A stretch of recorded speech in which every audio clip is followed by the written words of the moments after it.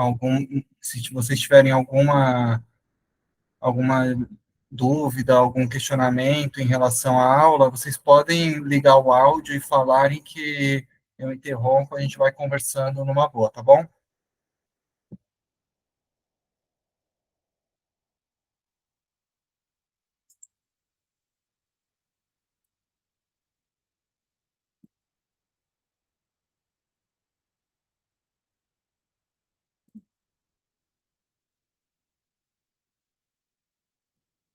A minha apresentação ficou em tela cheia para vocês?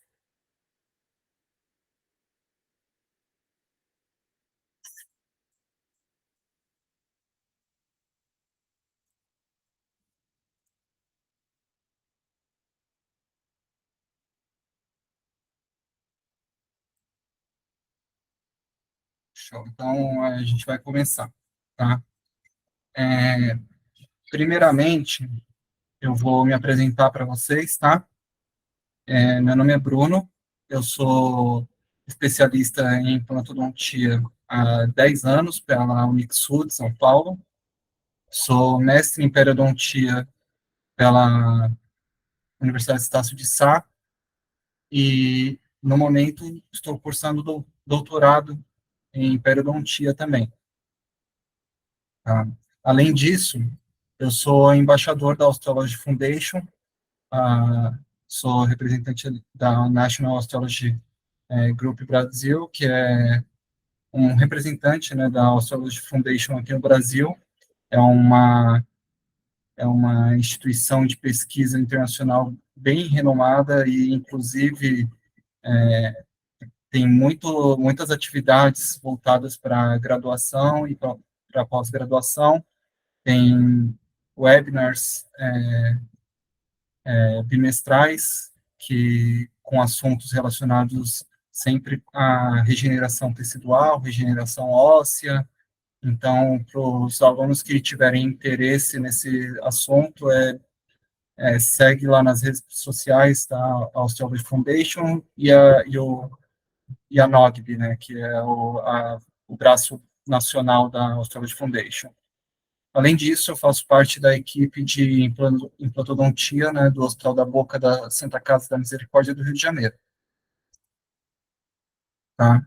A aula hoje vai ser sobre enxerto de seio maxilar, mas principalmente na graduação tem muitas pessoas que não têm total contato, né, com a implantodontia ainda, não sabe algumas particularidades da implantodontia. Então, a gente vai voltar um pouco, vai discutir um pouco sobre anatomia primeiro. Eu vou mostrar alguns casos para vocês e a gente vai conversar sobre como a gente pode reabilitar esse paciente com implantes, tá? A começar pela anatomia. Os seios maxilares, eles têm algumas funções principais, tá? Dentre elas, a participação na produção de muco, né, para a umidificação e filtragem do ar, contribuição para a ressonância da voz e aquecimento e umidificação do ar inalado. Então, de início, a gente percebe que os seios maxilares, eles têm funções importantes para a nossa comunicação, para a nossa respiração, para, enfim, nossa saúde, e a gente precisa dar a devida importância a isso na hora que a gente está discutindo um procedimento que engloba essa região, tá? E, anatomicamente falando, ele tem alguns limites que são importantes também o cirurgião conhecer. Bruno, Oi, licença. Eu acho que os seus slides não estão passando pra gente, ou você tá no primeiro ainda? não estou passando, não estão É, passando. agora que começou a passar. Tá. Então, eu vou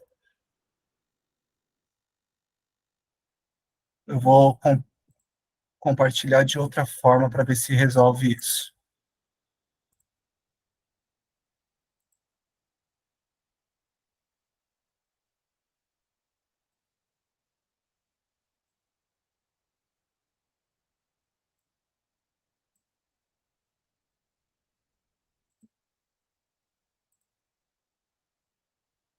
Vê se está passando agora. Para mim tá sim. Ótimo. Obrigado. Então, aqui esse primeiro slide que eu falei das funções não tem nenhuma ilustração realmente importante, mas em relação no slide que eu estava, tem aqui nas características dos limites anatômicos, uma imagem importante que é um corte sagital, né, do víscero-crânio, né? Então, a gente consegue perceber que o seio maxilar, ele tem como limite superior aqui o assoalho da cavidade orbitária, né? Na, lateralmente, ele tem a apófise zigomática.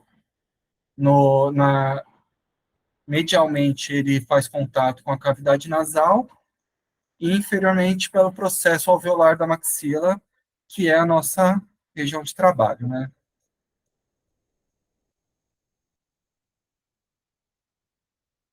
Além disso, voltando um pouco, tem diversas outras características anatômicas que são relevantes, né? Aqui o canal infraorbitário também é próximo do seio maxilar, existem artérias passando na região que a gente vai abordar, essas artérias vão ser citadas mais para frente com imagens mais claras, mas é importante a gente perceber que o conhecimento anatômico nesse tipo de cirurgia é essencial. Tá?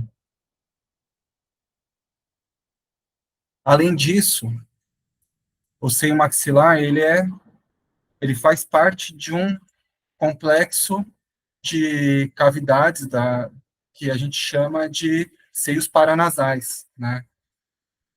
E todas essas cavidades são interligadas. Quando a gente tem essas conexões através de ósseos maxilares, eles acabam, quando tem uma infecção, sendo vias de drenagem, e isso também pode ser relevante na hora do planejamento do procedimento cirúrgico.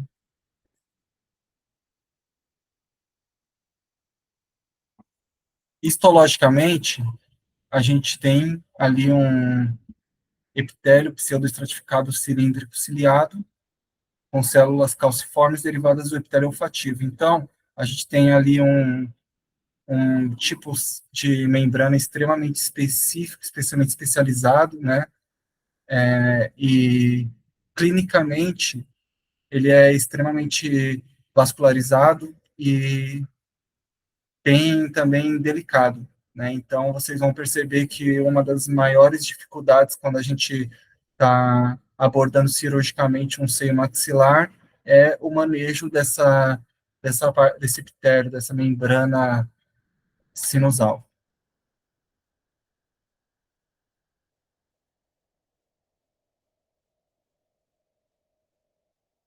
Agora, voltando a falar ali da anatomia do seio maxilar em relação a um caso clínico, tá? Chegou esse paciente para a gente com a intenção de fazer alguns implantes na região posterior de maxila, né?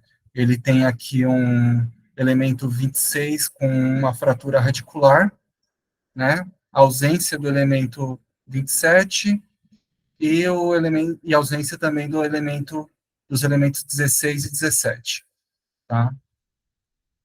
E essa, na verdade, não é a tomografia, é uma imagem que eu printei da tomografia, né? Então, não dá para mostrar as outras regiões.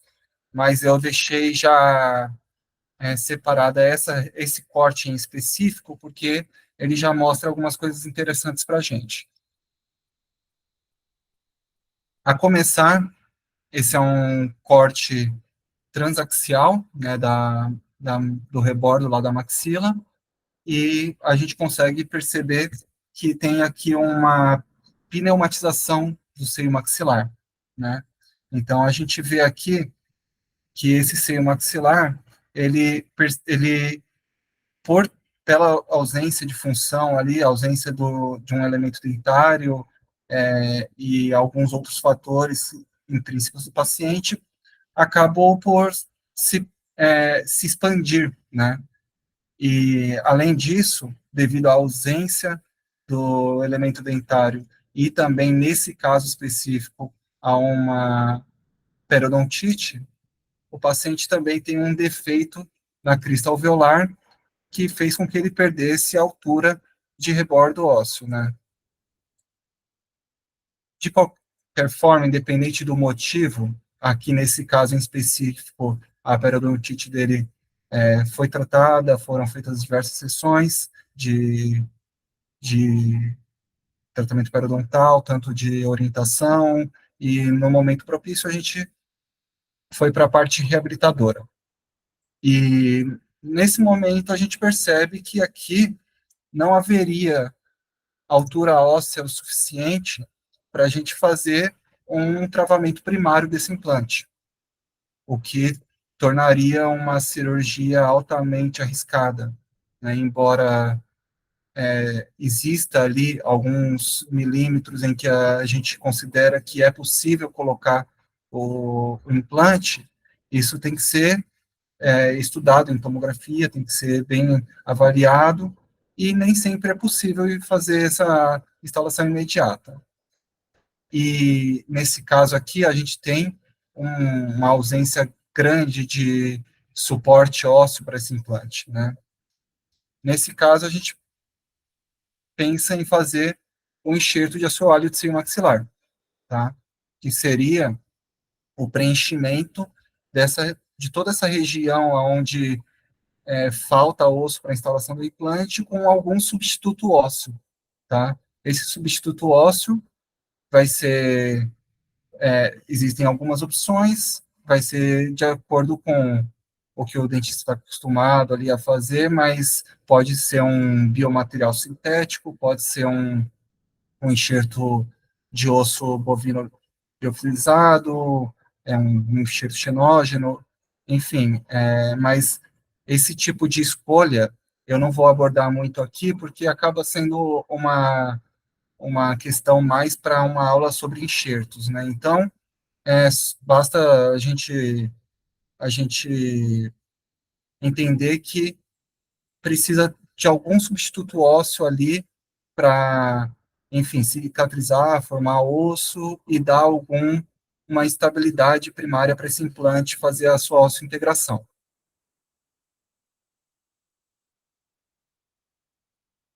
Essa técnica de enxerto de seio maxilar, ela foi descrita pela primeira vez em 1960, né, por Boyne, e, e logo depois,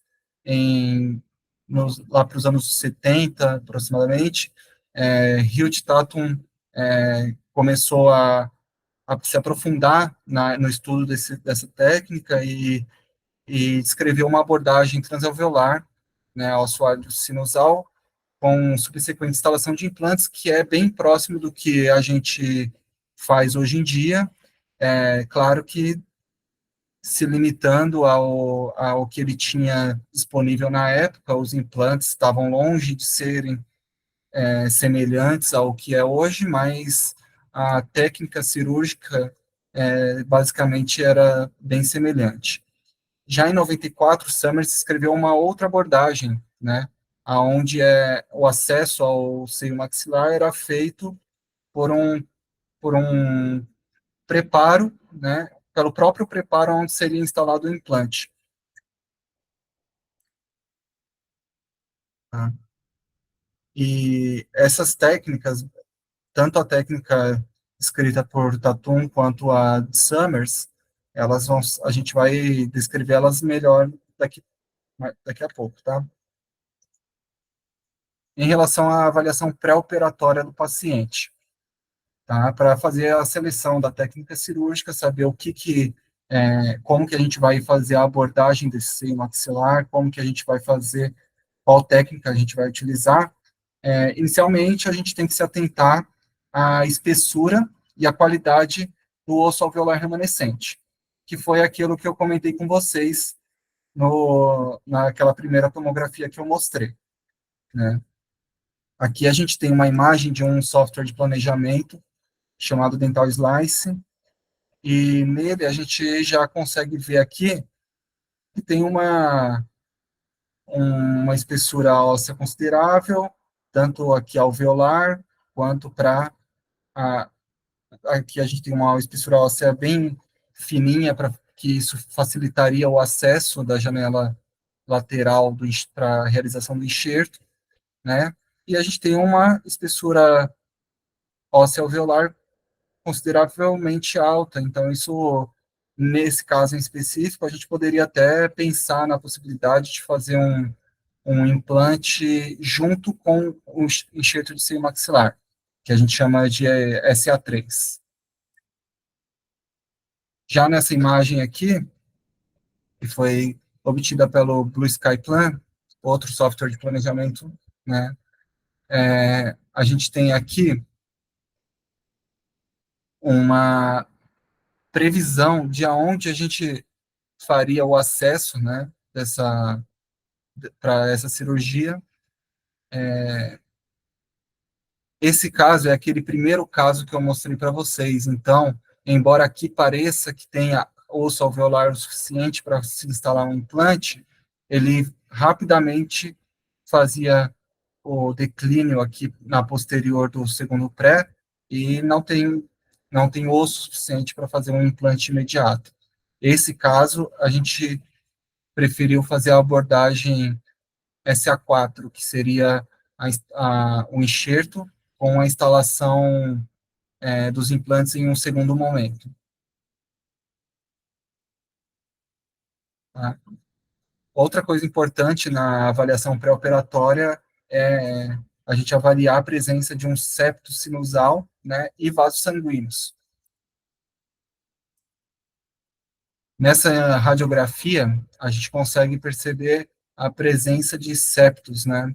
Esses septos, na hora que a gente vai fazer o acesso cirúrgico, eles podem atrapalhar bastante o nosso acesso ao seio maxilar, e devido à dificuldade, né, em fazer esse contorno do septo, isso pode acarretar a perfuração dessa membrana sinusal. E quando a gente fala de perfuração de membrana sinusal, a gente já logo de cara pensa num risco maior de uma infecção pós-cirúrgica.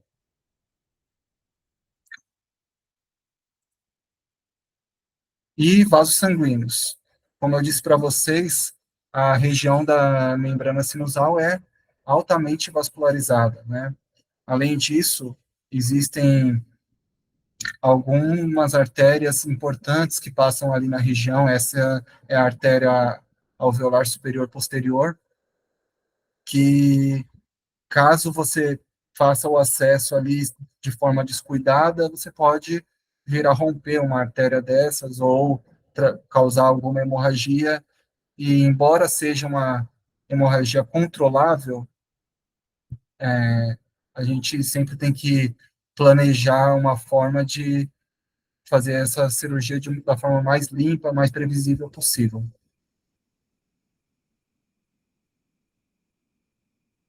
E, por último, a gente tem que estabelecer o quanto de volume ósseo a gente pretende ganhar com essa cirurgia, né? Quando a gente está fazendo um planejamento digital, a gente consegue estipular ali a altura óssea que a gente precisa ganhar, a gente consegue estipular ali mais ou menos volume de enxerto que a gente vai utilizar nessa cirurgia. Existem alguns artefatos, alguns programas digitais que fazem a volumetria desse espaço e conseguem te dizer em gramas quanto você usaria, né, de enxerto. Porém, isso não é muito utilizado porque hoje em dia a gente, na maioria das vezes, faz a enxertia dessa região com um biomaterial associado a agregados plaquetários. O próprio agregado plaquetário dá um volume bem interessante para essa região, e a gente acaba não fazendo esse tipo de análise volumétrica antes da cirurgia, mas é possível, tá? E é sempre importante a gente frisar que a gente não pode esquecer o básico também, né? Fazer uma anamnese de qualidade, um exame clínico de qualidade, com a histórico clínico do paciente, tanto social, familiar e, enfim, a parte clínica mesmo, patologias orais, sistêmicas. A gente precisa avaliar se existe ali alguma alteração anatômica na região de maxila, se tem alguma coisa que possa sugerir ali alguma, alguma deformação, tanto patológica, quanto ali alguma característica anatômica do paciente particular, né? Medicamentos utilizados nos últimos 6 meses, aqui a gente coloca 6 meses porque estava na bibliografia que eu utilizei, né? Porém, eu gosto sempre de falar que a gente precisa analisar os medicamentos utilizados nos últimos anos para o paciente, principalmente quando a gente está falando em regeneração óssea, em regeneração com enxertia, porque existem medicamentos que, mesmo com mais de 6 meses de intervalo, podem dificultar essa regeneração óssea. Quando eu falo desses medicamentos, eu dou mais ênfase para os bisfosfonatos. Não sei se todos vocês já ouviram falar, mas bisfosfonatos são antirreabsortivos que são utilizados em casos de osteoporose, de osteopenia, e que eles podem acarretar algumas complicações quando a gente faz um tratamento de regeneração óssea com implante ou regeneração óssea propriamente, né? Eu não vou me aprofundar também nesse assunto, porque é um assunto bem extenso, mas é importante, sempre que você começa a conversar com o seu paciente muitas das vezes não vai saber que ele toma bisfosfonato. Ele, ele, na grande maioria das vezes, nunca nem ouviu falar desse nome.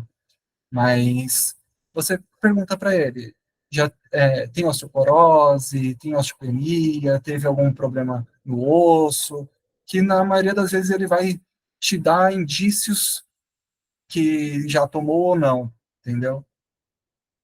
Alergias, você tem que investigar sempre o histórico que esse paciente tem de sinusite, de rinite, outras patologias respiratórias também, todas elas podem vir a trazer complicações no transoperatório e no pós-operatório, né, nos casos de enxertia em seio maxilar, né, e sempre ter um formulário detalhado, né, sobre as condições sistêmicas do seu paciente, se ele é diabético, hipertenso, esse formulário independente se ele é digital, se ele é papel, mas é importante você sempre ter todas essas informações anotadas, não somente por questões jurídicas, mas porque você precisa realmente ter essas informações e às vezes a gente acaba, com o decorrer do tratamento, esquecendo de uma informação ou outra, então é sempre importante a gente ter essa anamnese em mãos para relembrar o caso, não ter vergonha de consultar sempre antes de falar com o seu paciente, para já chegar ali conhecendo realmente o seu paciente, conhecendo a situação dele. Tem pacientes que usam 10 medicamentos e seria impossível você lembrar de todos os medicamentos que todos os seus pacientes usam. Na questão dos exames clínicos, fazer sempre a aferição dos sinais vitais do seu paciente, inspeção da simetria e proporções faciais, que eu já havia dito, os movimentos oculares e cor da conjuntiva, existência de lesões cutâneas, tá? Inspeção da cavidade bucal como um todo. Tá? E agora que a gente já conhece o nosso paciente, que a gente já sabe em quais situações a gente precisaria indicar um enxerto de seio maxilar, a gente vai começar a falar um pouco sobre as abordagens cirúrgicas para entender qual abordagem cirúrgica é indicada para cada caso. Tá? Misch separa esses tipos de abordagem cirúrgica em quatro, tá? De SA1 a SA4. Tá? A SA1, na verdade, é aquele paciente que tem a altura de rebordo propícia para o tratamento com implantes. Então, você não vai fazer ali um procedimento de enxertia de seio maxilar, tá? Já o SA2 é um paciente que precisa de poucos milímetros, de 2 a 3 milímetros de enxertia. Nesses casos, a gente consegue fazer aquela técnica de Sanders, que é a técnica com uma abordagem diretamente no preparo do implante. Tá? Quando o paciente precisa de maiores regenerações ósseas, a gente já parte para SA3 e SA4. O que diferencia uma da outra? A SA3 é quando existe a possibilidade da gente fazer a enxertia óssea junto com a instalação dos implantes. Tá? Já na SA4, o paciente tem tão pouco remanescente ósseo que seria inviável uma estabilidade primária, um travamento primário desse implante. Então, a gente precisa fazer primeiro a enxertia óssea para, em um segundo momento cirúrgico, fazer a instalação dos implantes. E aqui a gente tem algumas imagens de uma SA2, né, alguns desenhos. Tá? Inicialmente, a gente começa a fazer a fresagem do preparo, né, essa fresagem escalonada, sempre mantendo de 1 a 2 milímetros aquém da membrana sinusal. Tá? Depois que toda essa fresagem estiver completa, a gente vai pegar um osteótomo da mesma, da mesma espessura da nossa broca, da nossa fresa, e vai fazer o acesso propriamente à região do seio maxilar. Tá? A gente vai, com esse osteótomo, erguer, né, de 2 a 3 milímetros, o quanto você planejar, e preencher pelo próprio acesso com biomaterial e, posteriormente, a instalação do implante. Tá? As vantagens desse tipo de abordagem é que ela é feita em um único procedimento cirúrgico. Então, a gente faz essa fresagem, preenche com biomaterial e já instala o implante. Tá? Além disso, ela tem menor morbidade, né, por ser uma abordagem com um grau bem controlado, né, ela acaba sendo para casos bem mais discretos, então acaba sendo um procedimento com menor morbidade.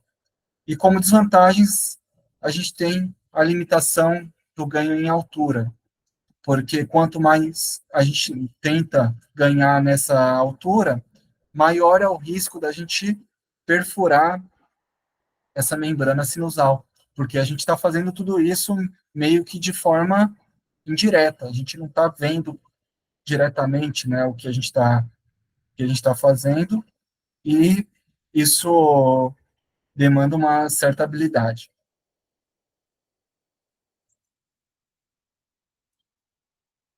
Então, aqui, ó, essas imagens foram retiradas do livro do Misch, né?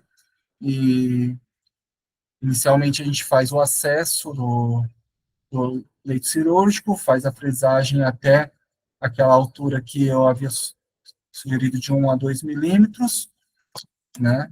Depois disso, a gente, com o osteótomo e um martelo cirúrgico, faz a elevação dessa tampa e o preenchimento junto com a instalação do implante.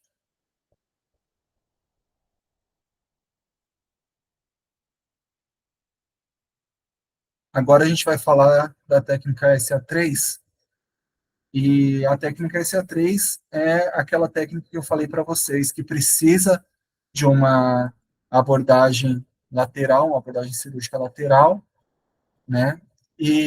Mas que pode ser feita a instalação do implante ao mesmo tempo, tá? Então, uma das principais vantagens dela é que ela pode ser feita em um único procedimento cirúrgico, tá? Então, a gente consegue fazer a instalação dos implantes, a gente consegue fazer o enxerto, tudo em uma cirurgia só, tá? Acaba por isso tendo um menor tempo de tratamento, porque você não vai precisar instalar, fazer o enxerto, esperar 6 meses e depois instalar os implantes, tá? Além disso, possibilidade de maior ganho ósseo. E isso porque você vai ter os próprios implantes auxiliando ali na distribuição do enxerto, na cicatrização, fazendo ali a osso-integração, vai acabar induzindo a cicatrização do enxerto também.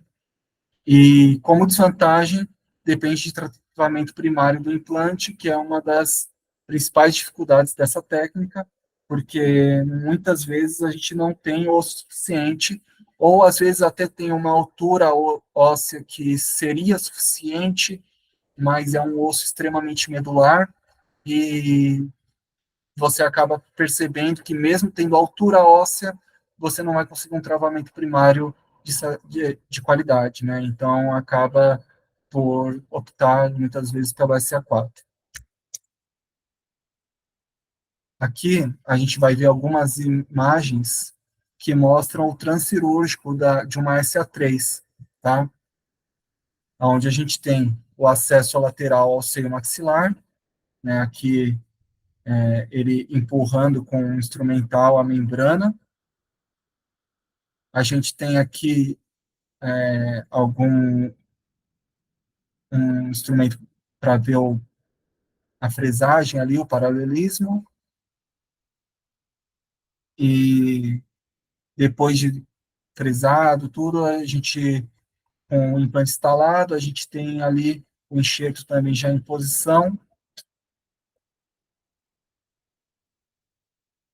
e a gente parte para SA4, onde a principal vantagem dela é que é uma técnica extremamente previsível, né? A gente consegue planejar esse enxerto com previsibilidade, fazendo uma coisa de cada vez, a gente acompanha a cicatrização desse enxerto, dando atenção apenas para como esse enxerto está sendo, está evoluindo, né, sem se preocupar muitas das vezes com próteses ali que possa estar agredindo ali a região do implante, porque, afinal de contas, não foi instalado implante. Então, acaba sendo mais tranquilo, mais previsível.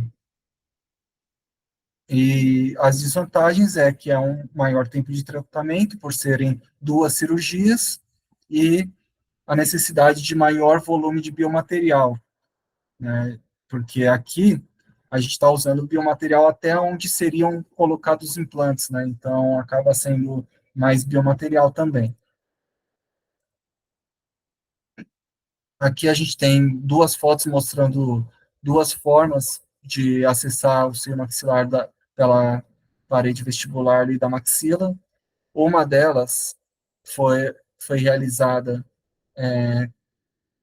com a intenção de fazer tipo uma tampa de alçapão, né?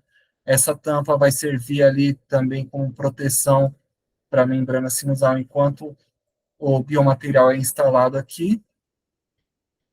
E aqui um acesso menor, né, onde já mostra ele fazendo o descolamento da membrana com um instrumental específico.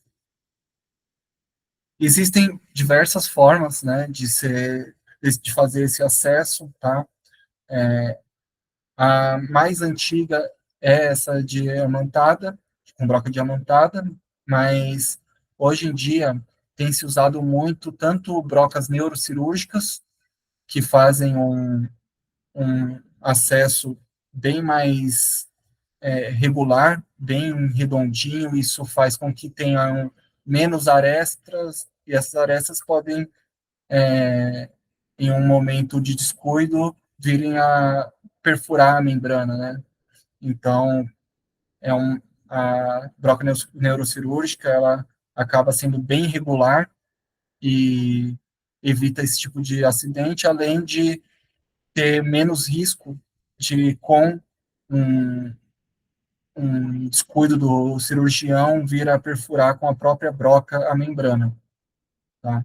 Outra forma que se usa bastante hoje em dia são os aparelhos de piezocirurgia, né?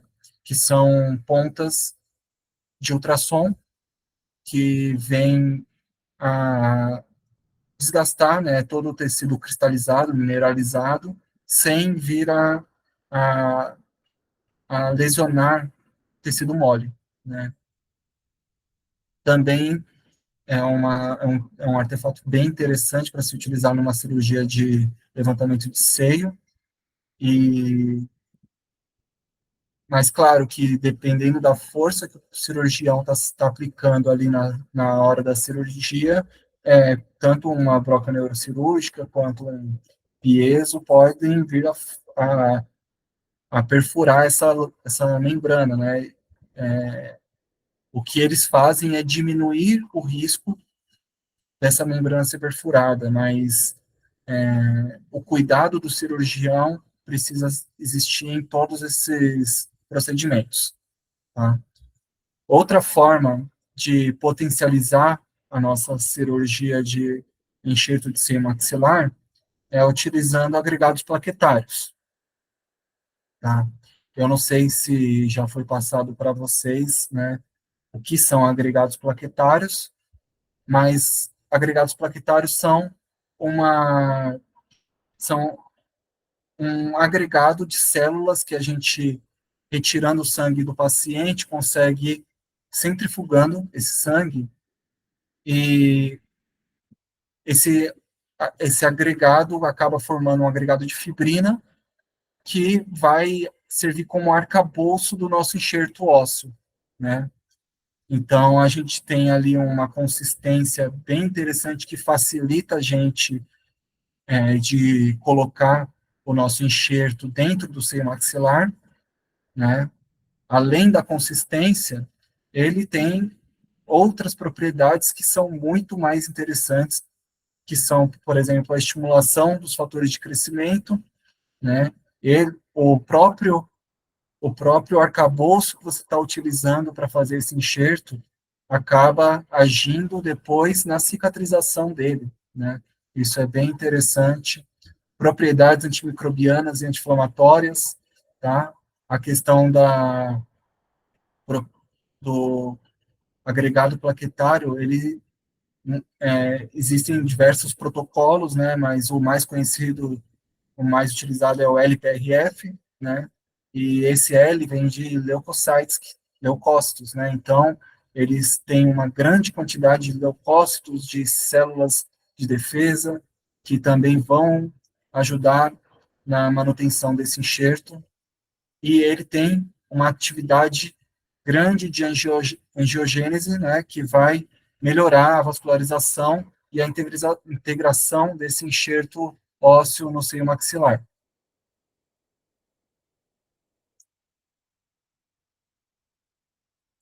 Além disso, uma abordagem interessante para a gente ter quando a gente está planejando um procedimento de enxerto em seio maxilar é fazer esse planejamento de forma digital.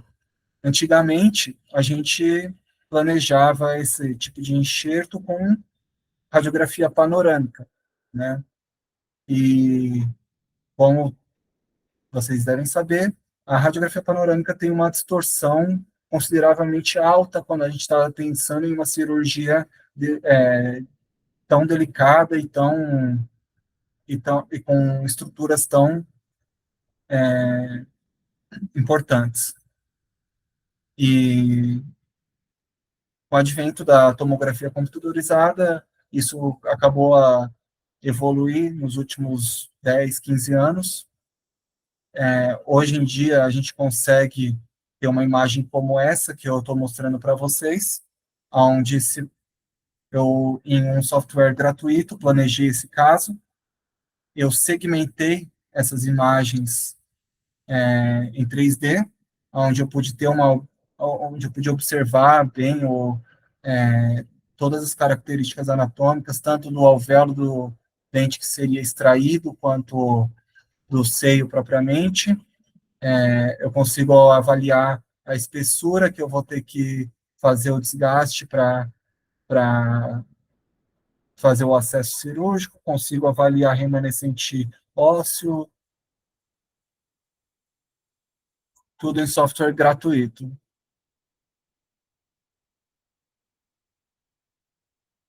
Eu vou adiantar um pouquinho o vídeo.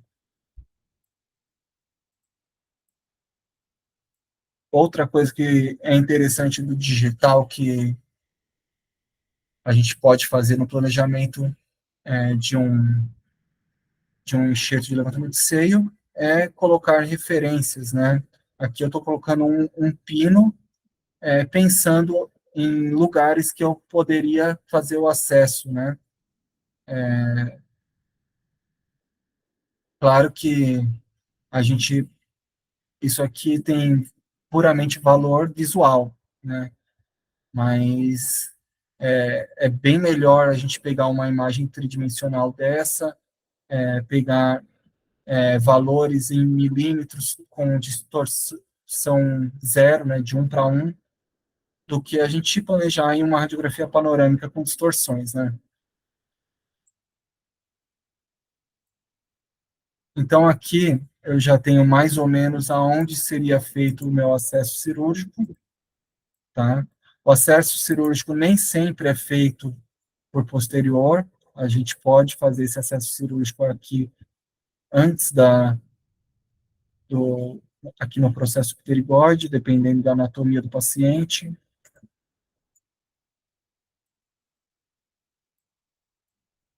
tá? Eu consigo pegar uma referência alveolar clínica ali, para saber em qual a distância, por exemplo, que eu precisaria para fazer o acesso, né? E vocês vão ver no próximo slide que essa dúvida pode ser facilmente contornada se a gente pensar num guia cirúrgico, tá?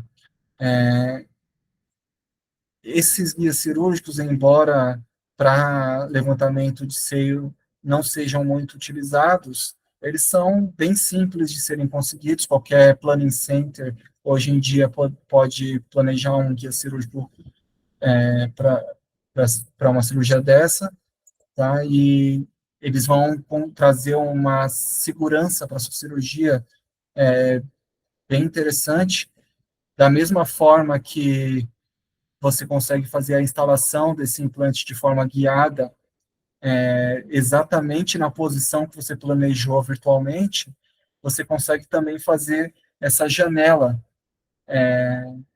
essa janela cirúrgica virtualmente, e na prática da mesma forma, sem distorções, sem surpresas, e isso é uma coisa que a tecnologia trouxe para a gente que é bem interessante. Aqui a gente está vendo um caso de SA3, tá? Onde foram feitas as instalações dos implantes com um guia, e com um outro guia foi feito o acesso cirúrgico ao seio maxilar, tá? O, Vocês vão perceber aqui que são dois guias nesse caso, né? Mas nada impede também de ser feito apenas um guia com os dois, com as duas, tanto com a guia do acesso cirúrgico ao seio, quanto para instalação dos implantes, tá? Agora, a gente vai falar um pouco de alguns casos clínicos, tá? Eu separei dois casos clínicos para a gente ver. Esses dois pacientes são pacientes lá da Santa Casa da Misericórdia do Rio de Janeiro.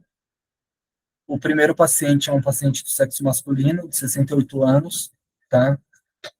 Com ausência do elemento 16 e o elemento 17 fraturado.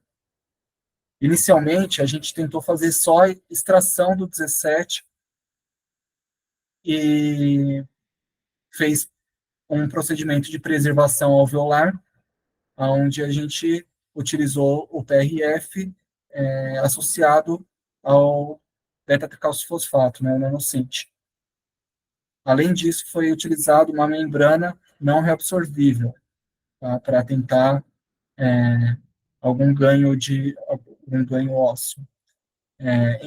Depois de 6 meses, após o primeiro procedimento, a gente percebeu que aquele procedimento, no momento da enxertia óssea, no momento da exodontia, não foi o suficiente para dar para a gente condições de fazer os implantes. Então, foi optado por fazer um enxerto de seio maxilar SA3.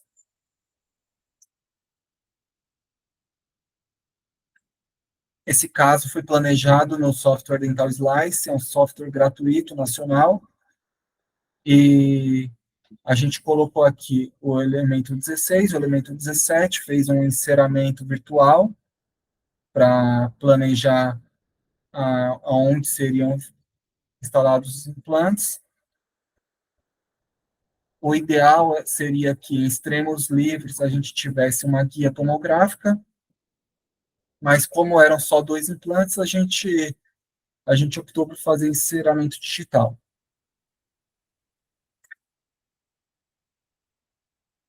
Aqui a gente tem a reconstrução 3D do caso, já com o enceramento digital em posição.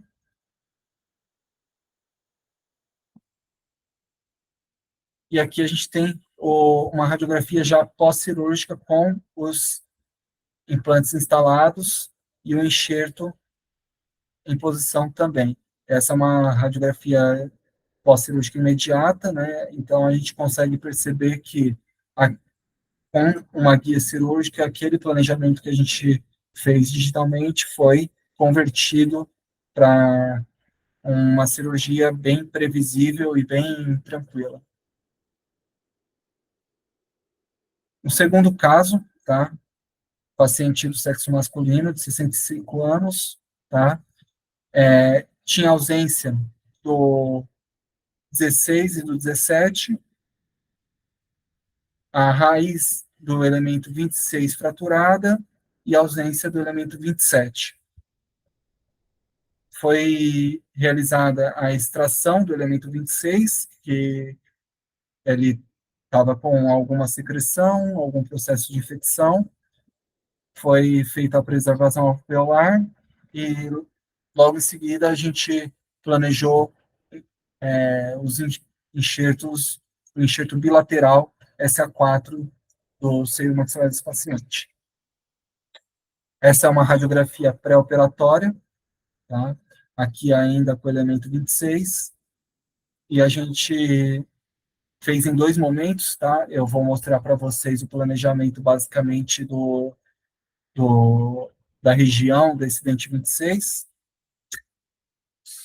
Esse caso, eu optei por fazer um biomodelo em impressão 3D, que é outra coisa que eu gosto de usar bastante nos planejamentos de levantamento de seio.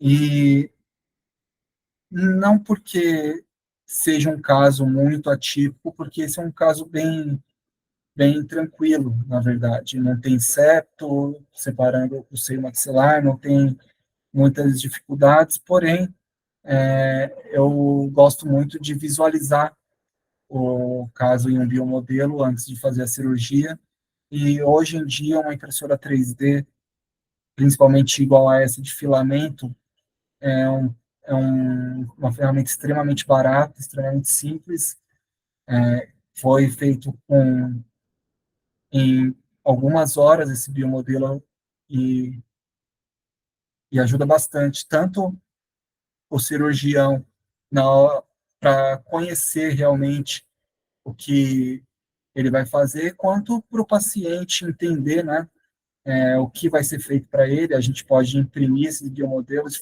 e mostrar para eles qual é a espessura que tem aqui no disponível para a gente fazer esse implante, ele vai com certeza entender bem melhor vendo isso na mão dele. E aqui o pós-operatório imediato, tá? Foi aqui foi realizada a extração, né, do elemento 26, foi colocado material de beta-tricalcifosfato também, um enxerto sintético, e foi utilizado 2 gramas de nanosint, né, de beta-tricalcifosfato, combinado com agregados plaquetários, né, com PRF. Tá? E é isso. Eu gosto de terminar sempre as aulas com essa frase, que a gente tem a técnica, né, do levantamento de seio, mas a gente tem diversas tecnologias que mudam bastante o nosso, como a gente tem que encarar essa técnica. Então, a gente tem a impressão 3D, tem agregados plaquetários, tem o piezocirurgia, brocas neurocirúrgicas, então tem um monte de itens que a gente pode utilizar para transformar uma cirurgia que é um pouco mais avançada em algo mais seguro, mais previsível. Tá? Eu não entrei em detalhes técnicos em relação tipos de descoladores de membrana, nomes de brocas, nomes de fresas, porque eu acho que esse não é o intuito dessa aula, né? O intuito dessa aula é vocês conhecerem o procedimento, saberem que mesmo quando não tem osso suficiente para se fazer um implante em posterior de maxila, existe uma forma da gente contornar isso. Essa forma não é nenhum bicho de 7 cabeças, com treino, estudo, dedicação, ela se torna bem viável para a gente executar, tá bom?